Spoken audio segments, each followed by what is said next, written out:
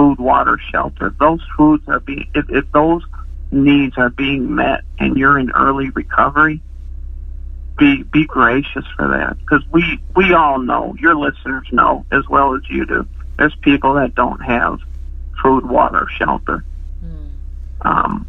And they might still be in the throes of addiction, alcoholism, or they just might be have unregulated mental health.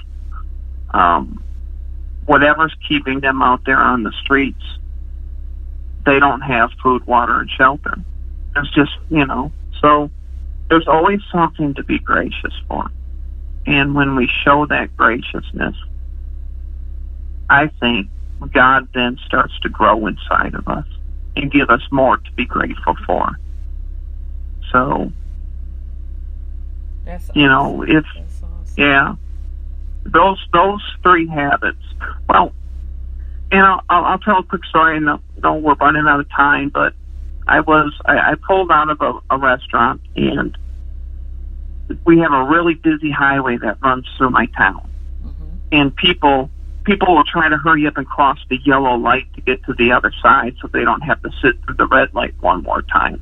And when they do that, they block the traffic going the other way. Well, anyways, I was sitting through a red light at least 3 times, and people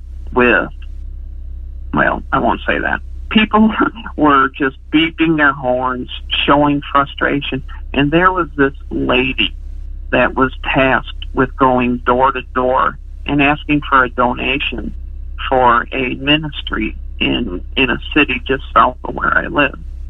And this ministry housed women, veterans, men. It was just a huge, wonderful, beautiful ministry. And I just watched everyone in anger, everyone in $50,000 cars, just frustrated and angry about the traffic and just dismissing this lady who was just trying to have 30 seconds of your time while you were caught at a red light. Unfortunately, you were caught there for 3 red lights.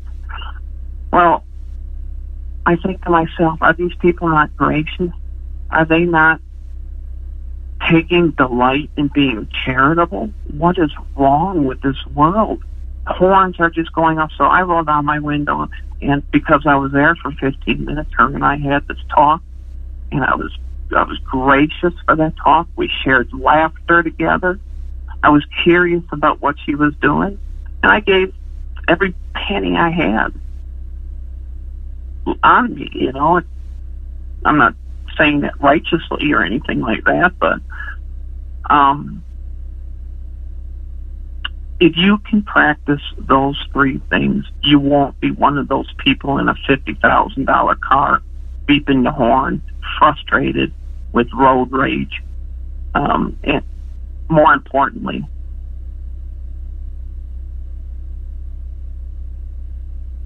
no, I totally agree with that. Yeah. More importantly, yeah. Mainly because you can find good in every bad experience. If it delays you, if it stops you, if it puts a halt to your schedule, that 5 minutes or that 15 minutes that you stayed there, it might have saved you from an accident 5 blocks from where you were.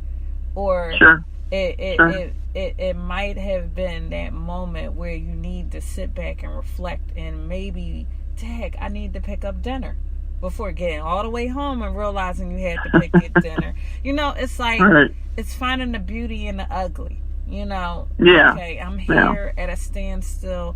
What is going on? And that has a lot to do with emotional wellness. You have to be in tune with yourself. Absolutely. You have to find that inner peace. You can't let the turmoils of life dictate how you're going to respond on a day-to-day basis. And no, because you're going to relapse. You're going to relapse if you're in early recovery. You're going to relapse if you don't calm down and have that inner peace, like you said. And that makes total sense, because the mind is flight.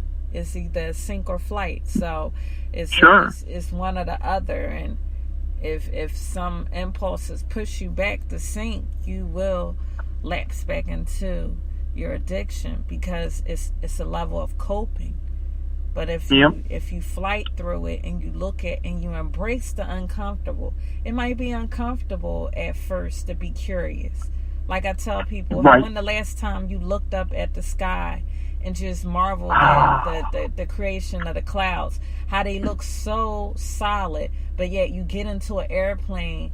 And if you haven't got into an airplane, I challenge you too, just to get it through the Right. experience. Because once you get through an airplane and you see yourself going through the clouds, you see how how unsolid Right. they are. Like they're not as Right. solid as they appear, and it amazes you. It makes you curious, and then Be like a child, right? Be Yeah, like a like a child, child. and my face is always glued whenever I'm in an airport out the window. I'm constantly looking outside, amazed that we live on an Earth where there's spiders that live in bubbles underwater, and there's I did not know that.